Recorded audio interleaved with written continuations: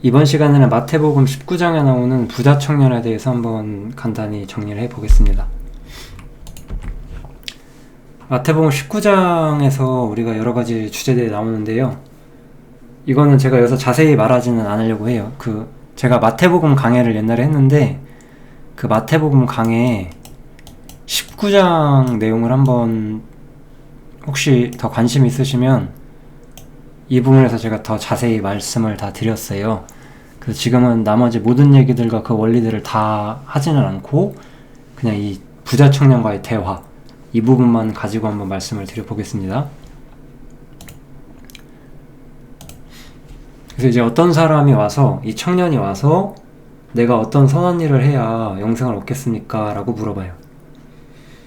이 질문은 우리가 사실 성경을 많이 묵상을 하고 신앙적으로 많은 경험과 연단을 하고 배우면 배울수록 상당히 뭔가 잘못된 질문이라는 거를 우리가 점점 배우게 될 거예요.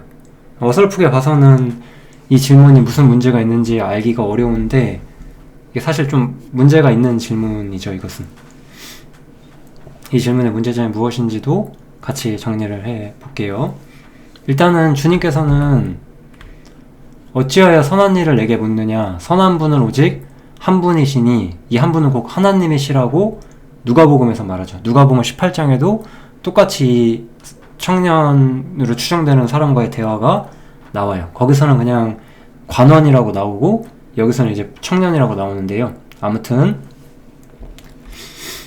이 질문에 여기서 우리가 이 답변을 보면은 우리가 주님의 답변을 보면 뭘 예상을 할 수가 있느냐, 이 사람은 지금 영생을 얻는 문제에 있어서 어떻게 하면 얻을 수 있느냐라고 하면서 결국은 영생 얻기 위해서 내가 해야 할 일이 무엇이냐라고 묻는 거예요. 내가 어떤 선한 일을 해야 영생을 얻느냐라고 묻는 거죠. 그런데 주님께서는 선한 일은 오직 한 분뿐이시다라는 거예요. 즉, 이 말은 이 사람에게는 선이 없다는 거죠. 이거는 아주 우리가 명확하게 다 알고 계시리라 생각을 합니다. 사람은 의롭지 못합니다. 그래서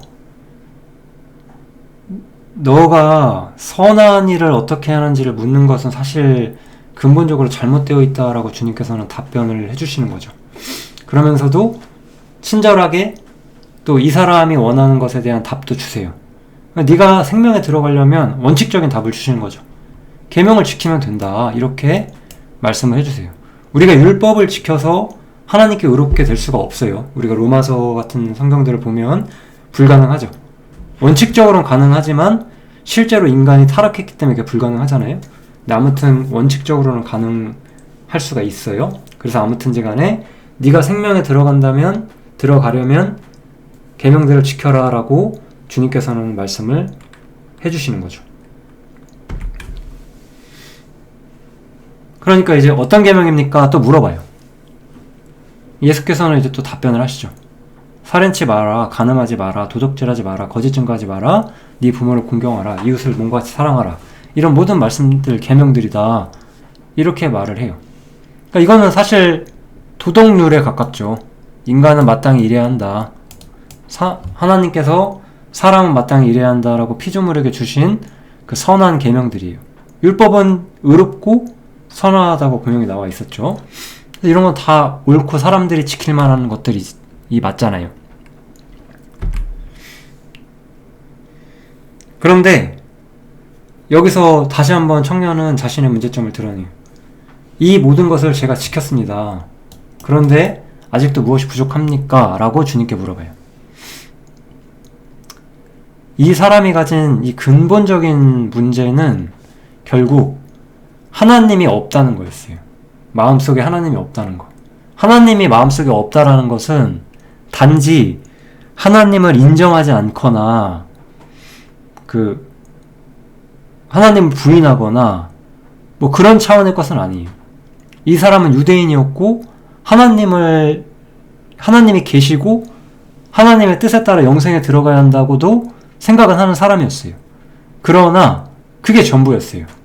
그게 전부였고 그냥 단순하게 하나님은 사람에게 영생을 주거나 심판을 하실 거기 때문에 나는 영생을 얻어야 한다라고 해서 모든 문제와 중심을 자신에게로 가져왔어요. 이 사람은. 그래서 이 사람은 영생과 그 하나님이 사실 하나가 아니었어요. 우리가 여기서 배워야 되는 진짜 중요한 게 뭘까요? 내가 무슨 일을 하여야 영생을 얻습니까? 영생. 영생은 곧 하나님이죠. 우리가 성경에서 배우기로는.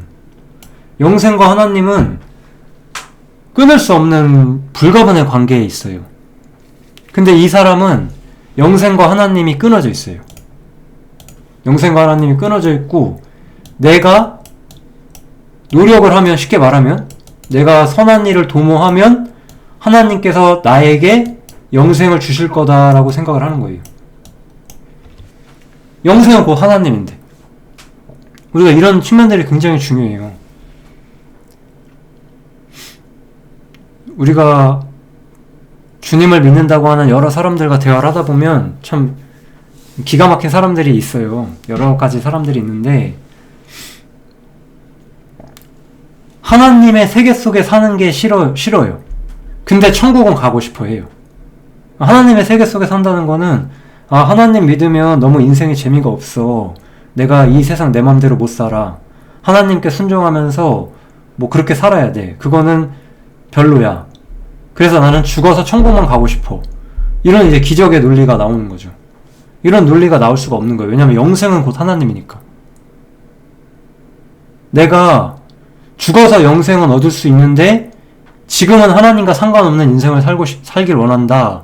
그런 것은 그냥 그 자체로 뭔가 잘못된 생각인 거죠.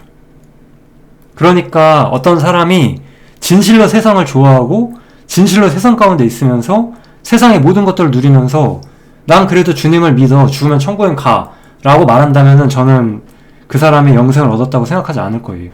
영생과 하나님은 하나거든요. 영생을 얻었다는 것은 하나님을 얻었다는 것이고, 영생을 얻었다는 것은 세상의 부패함을 알았다는 것이고, 영생을 얻었다는 것은 세상이 저주받고 정죄받았다는 것을 알았다는 거예요. 근데 세상을 사랑하면서 영생을 얻는다. 그런 논리는 없다라는 거죠. 이 사람은 내가 선을 행하면 영생을 얻는 거에만 관심이 있었어요. 하나님과 영생이 연결되어 있다는 거, 그런 근본적인 원리들에 대해서는 전혀 이해를 못하고 있었어요.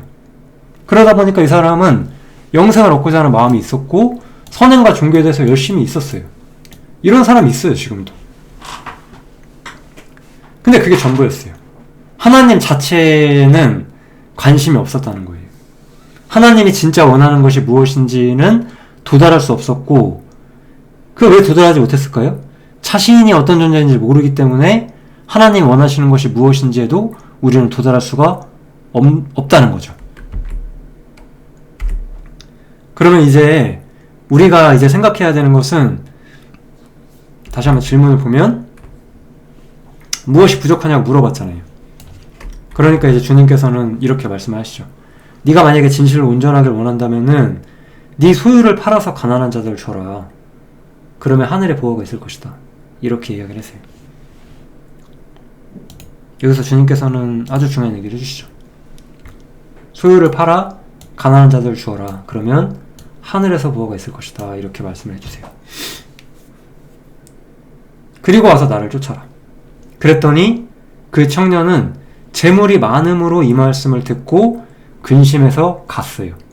이런 사람들이 진짜 많습니다. 이 세상에는. 종교인들이죠. 이게 종교인들. 주님께서 결국 원하시는 거는 이거예요. 주님은 나의 모든 것을 원하신다는 거예요. 주님은 내 삶의 목적이 되기를 원하시는 거죠. 나는 이제 주님의 소유가 되었고 더 이상 내 것은 존재하지 않는 거였어요. 근데 이 사람은 재물이 자기 거라고 생각을 하는 거잖아요.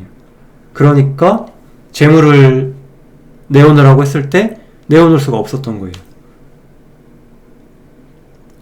세상에서 자신이 가진 것을 내어놓을 수가 없었던 거예요.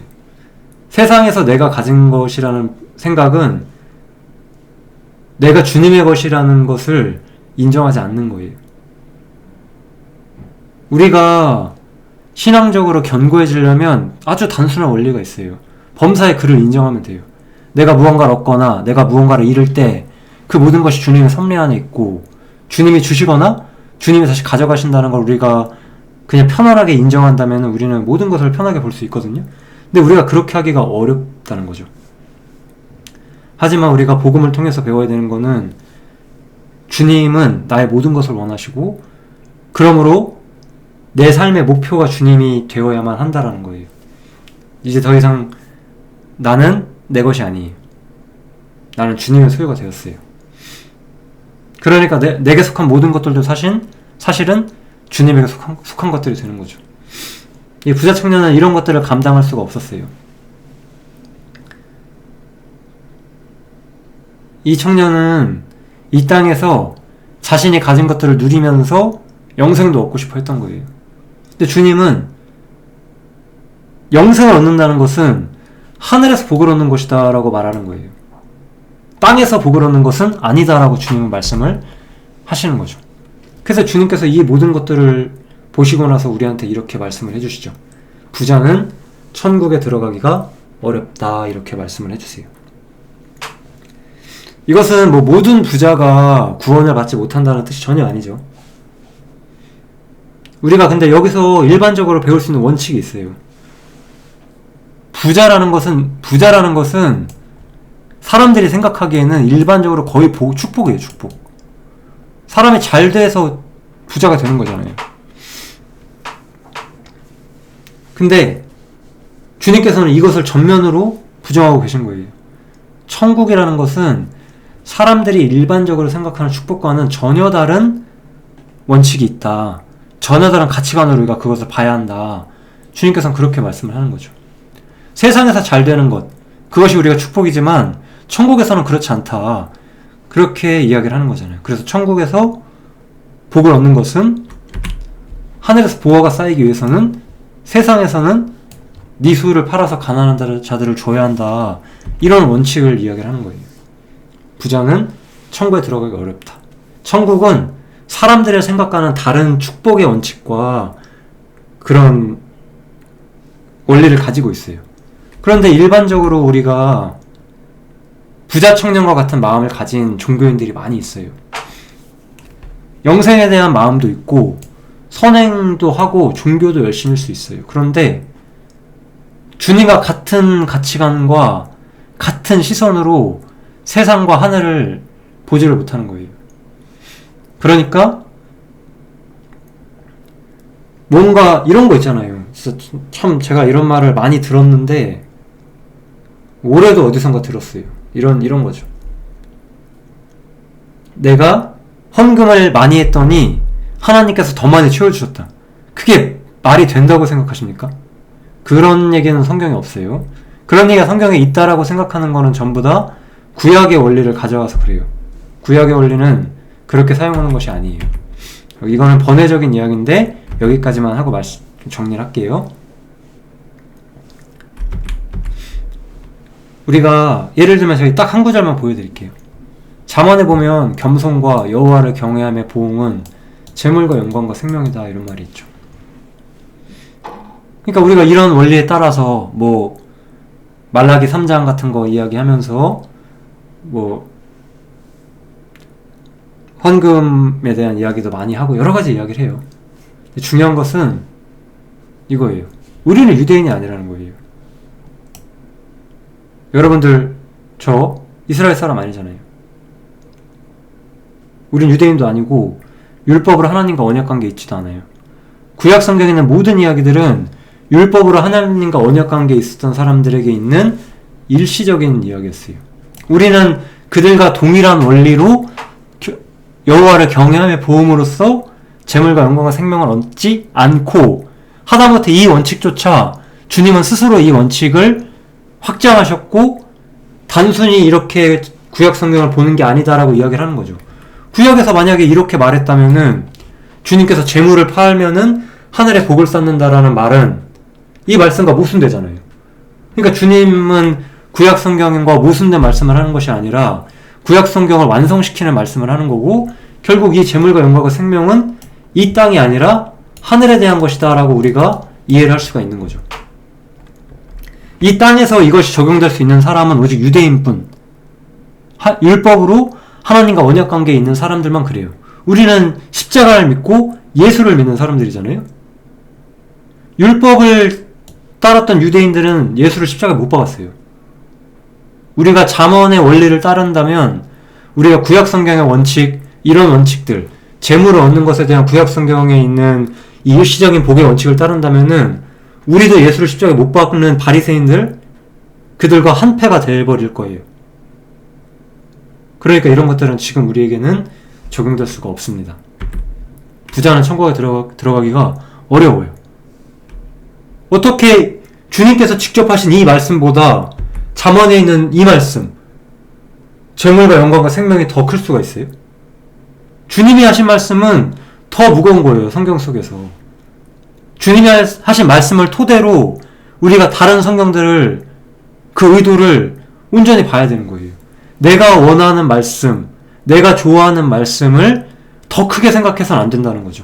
우리 식당들 가거나 가게들 가면 이거 엄청 많지 않아요? 네 시작은 미약하였으나 끝에는 창대해질 것이다? 그래서 뭐 원하는 거예요?